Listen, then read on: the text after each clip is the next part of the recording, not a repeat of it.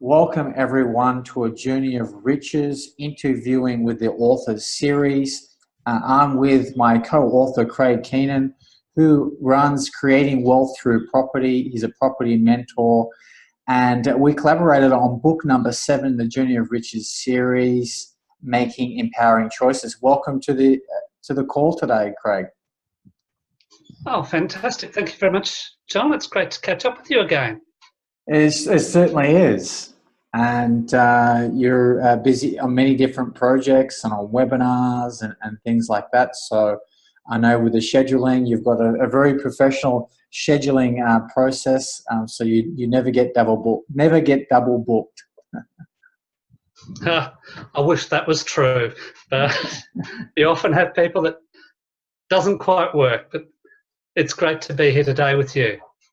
Yeah, awesome. And I learned some things about you that I didn't know, and it was fascinating that you're willing to share all aspects of yourself, including your university days and how you proposed to your wife and the steps of the pyramids, and without giving too much away of your chapter, of course. And it was a great, inspiring read. I got a lot from it. Well, I'm hoping that everybody that reads it does get something from it, and everybody has their story. And what I've done is I've given you my story, good, the bad, and some of it was pretty ugly, I guess. So, well, funny. I think the good, the bad, and the funny, I think is more truer to your story. And I'm curious, what is the meaning of empowerment to you? What does that mean to you? To me, empowerment is about being able to be in a position and take responsibility for that position, to be able to use that as the basis to move forward. Through life, you end up in different situations, but it's not a matter of where you've ended up. It's a matter of how you deal with that and how you move forward from that position. To me, that's what empowerment is about. And dealing with the present help other people along the way, that's even better. I like it. Help other people along the way. That's fantastic. And so, all right, so why did you decide to move into helping people? What prompted you? I think I've always been doing it ever since I was a little kid. I just didn't realise it at the time. I spent 30 years in the IT industry, and there I was always helping people. And the last couple of years I spent mentoring IT staff in how to deal with people, how to improve their career, how to deal with the management of the organisation. So I guess I've always been helping people in one way or another, and that's been one of my driving forces. Is in the American Constitution, Declaration of Independence, they have something in there. One of the points, it's 53 points, and one of the points there, and I paraphrase because it was written in Old English, is if you're in a position to right a wrong, you also have the duty to right that wrong. And to me, that's always been, well, to use the phrase of today, quite empowering. It's been a motivation and a part of my life. That's it. It also gets me into a bit of trouble. Yeah, right. Anyway. Okay. Well, what's been the biggest mistake that you've made? I think the biggest mistake I've made is, as I said, I spent 30 years in IT. And I loved the first 15 years of that. I really did. I was there at the beginning of PC networks and all that sort of stuff. And it was an amazing time in history. But the last 10 to 15 years, I really didn't like. And I stayed there because I had responsibilities. I had things that I had to do. That's not very empowering, is it? That's being a victim more than anything else. So I guess the biggest mistake I made was not taking the step towards myself and where I needed to be in the world and how I could truly add value to everybody around me. So I think that was my biggest mistake. You overstayed your denture in the corporate world. Overstaying in my career and feeling stuck in that and not enjoying it. There are so many good things in the world to be doing. And if you stay somewhere where you're not happy, and you're not going to be doing a great job if you do that, you've actually got to take that step, believe in yourself, and do something else. It may not work out today, it may not work out tomorrow, but stick at it and make the commitment, and you will be happy and achieve things. So how did you finally get out of that situation then? I mean, you said the first 15 years were great. The second 15 years was almost like you were like, should I, shouldn't I? How did you finally break free and doing what you do today? I was working for an organisation and I had a contract, and it finished end of financial year and they ran out of money to pay me. So out the door I go. Went for a job interview and I didn't get it. And I should have got it. Thought I'd get it. And I was quite surprised. And I thought to myself, why didn't I get it? And then I realised I had moved on. My mind had moved on. And I'd actually made myself unemployable. I was projecting myself in a way that I wasn't there to be employed. I wasn't there to do that job any longer. So just by my education, by my training, by time of life, I guess, everything had come together, and I just wasn't the person that should have been in that job any longer or in that role. Mm-hmm. I realised that and thought, well, now it's time to do something else. Mm-hmm. I think ultimately I've got a son and I teach him to do things that make him happy, because if he does them, when he's happy, he will do a great job of it. So how could I look him in the eye and not do the same thing myself?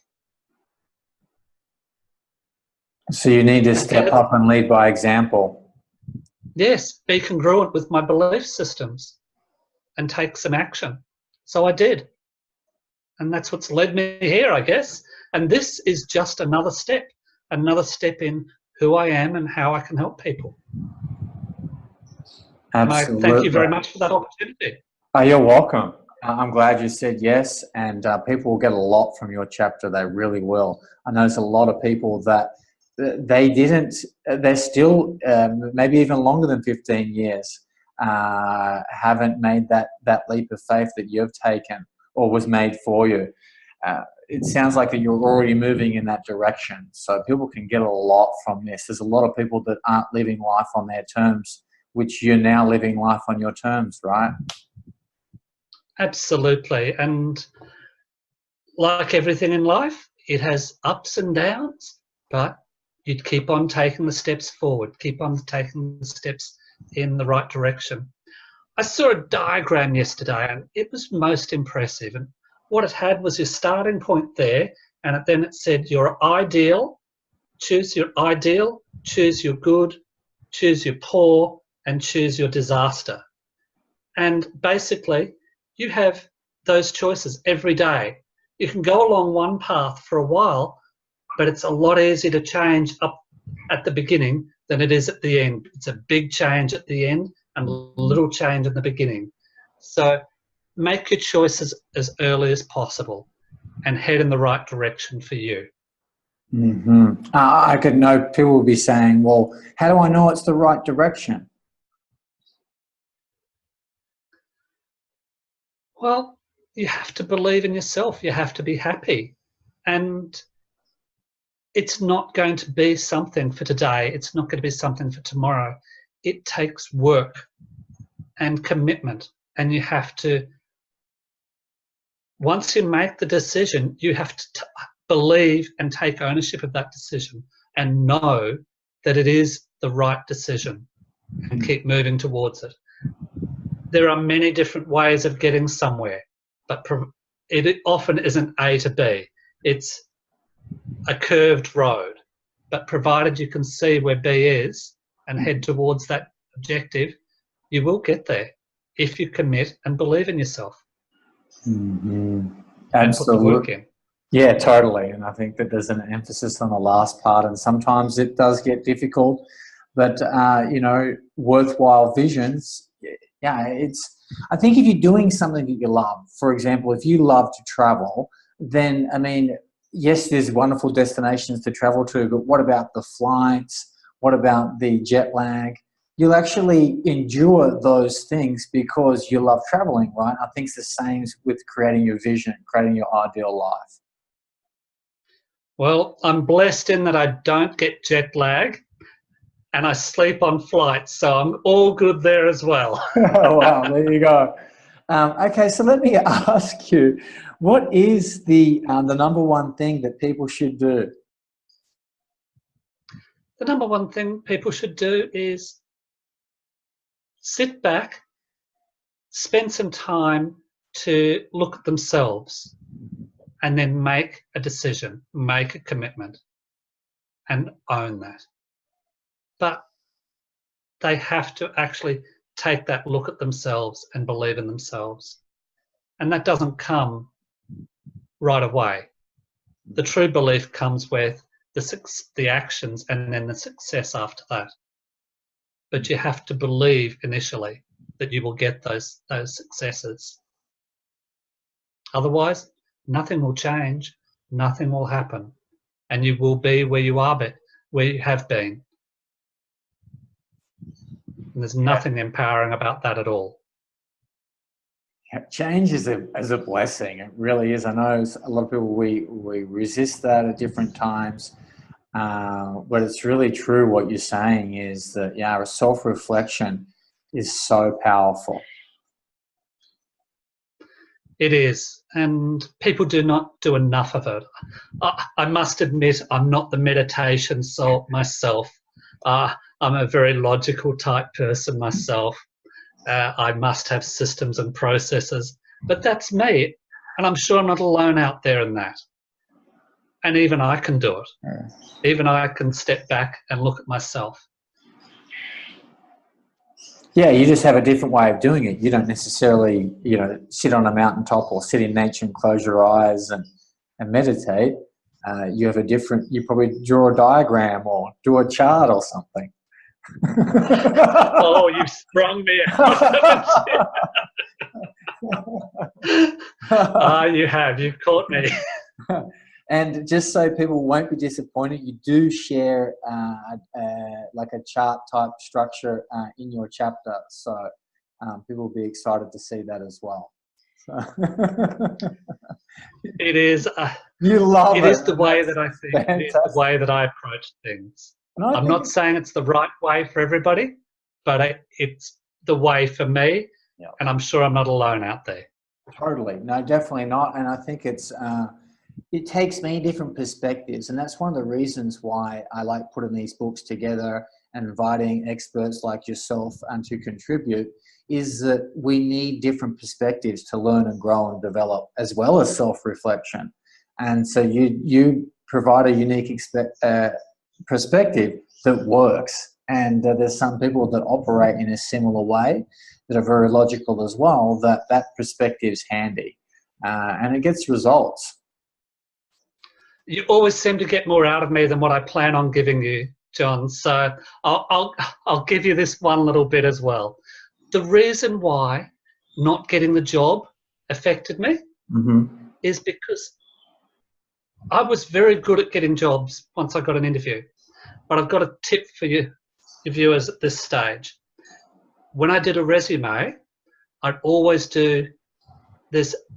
People see things three different ways. They see them in pictures, colours, and in tables and in writing. So I'd always do a resume, and I'd do it with white space down the bottom, and I'd stack that white space full of 1-point white keywords so that when they'd go through the resume scanners that recruitment agents have, it'd bring my resume up first because it was stacked full of all these words. So a little bit of cheating going on there. Keyword, it was keyword optimized. Oh, absolutely. That's what the recruitment agents use. So I used to keyword optimize SEO my resume as well. So then I'd also have in there, because then it would go off from the recruitment agents, it would go to the HR people. Mm-hmm. And I hope none of them are watching this, but anyway, HR people are more simple people. They like pictures. So I'd always put a picture in there of how things would work, or how my resume and my career had been, with all the keywords in a pictorial format for them. So it might be in a circle, or it might be in a snake graph or something like that. And then you had the people that were actually doing the employment side of things. So for them, I used to do a table with the jobs, and X marks the spot for where I'd use that particular skill for which job. So, as you said, people see things differently. Sure. And when I was doing resumes, I always used to try and cater for that by doing basically 3 different resumes all in one. That is which awesome. allowed me to get the job easy. Yeah, I love it when people are able to hack a system. You know, there's travel hacking, there's, you know, all different types, and you've done it with interviews. It's awesome. It's kind of like shortcuts or little secrets that make a difference. The problem was people used to get onto it. They'd see my resume, and then other people would start to copy the ideas. So every 18 months or so, I'd have to come out with a new version. And so you'd have one on, the one that I was developing next was putting it as a game type arrangement on an internet site, on a website, so that they could navigate their way through a game. I'm really curious the type of system that you have for property. I think for another time, because I imagine that you would have an amazing system for people to create wealth with property. There's no doubt. I'm not boring. No, I've no doubt you've got a little chart, you've got everything worked out. And system, if you're going to invest in property, you need some really solid systems. So I imagine you'd have some excellent systems when it comes to property. I like to have a bit of fun. I don't do things normally, that's for sure. That's for sure. That's awesome. Well, it's been great spending time with you, Craig. Super exciting to launch the book. We're launching on the 20th of December for 5 days. The book is 99 cents. 30 cents in that dollar will go to the Bali Street Kids Foundation. It'll be on Amazon. So super exciting. People can read your chapter and learn more about you. Oh, that's excellent. So 30% goes to charity. That's fantastic. The other 70% goes to Amazon, but that's fair enough. It is a big platform. So yeah, Bali Street Kids Foundation. Brilliant. Love that. Thank you, John. I'm very pleased to be a part of it. Awesome. Let's speak soon. Will do.